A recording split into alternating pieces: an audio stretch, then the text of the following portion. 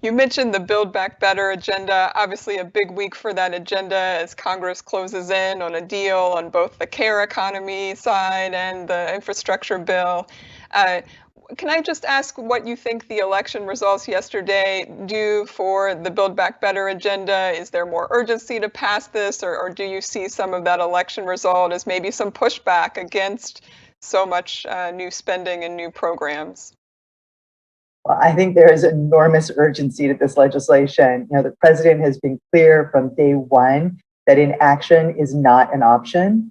His second, bottom line is that we're not going to raise taxes on people making less than $400,000 a year. But I do think that, it's exciting to see Congress on the cusp of acting, and I do hope that we see the House act this week. This legislative package is so important to the American people, to American workers, and to the American economy. I spent a lot of the weekend digging into the details of the Build Back Better Act that's in front of the House this week. And, when you dig in and you really see just how important this is going to be for the kinds of innovation we need to see to create those thriving businesses and good jobs as we move towards zero carbon economy, or all the things that I know, Heather, we've talked about over the years around the care economy, these historic investments in childcare and universal pre-K, in making sure that people have access to home health care.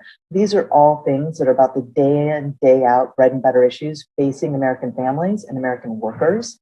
And here, economists really do agree that if we make these investments, they will boost US productivity, and that will help contain costs over the long term. It's going to help families deal with their costs in the here and now, but also through the effects on the economy overall, will be good for that long-term path. So what I see is I'm walking around with a lot of hope and optimism that we will finally take this over the finish line.